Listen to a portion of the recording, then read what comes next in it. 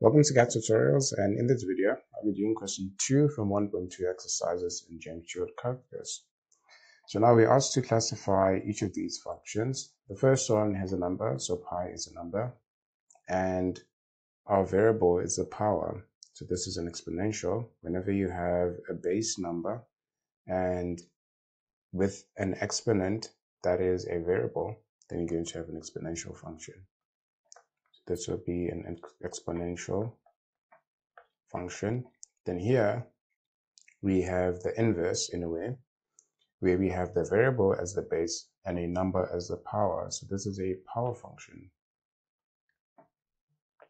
The next one, you just have various powers of x. Even if you multiply through, you just have various powers of x, which gives you a polynomial function.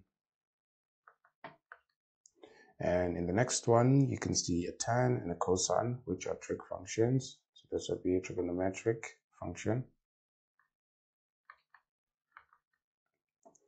And here, you should remember or know that all rational functions are algebraic functions. So for this one, you could say this is an algebraic function or a rational function because it has a polynomial at the top and another one at the bottom.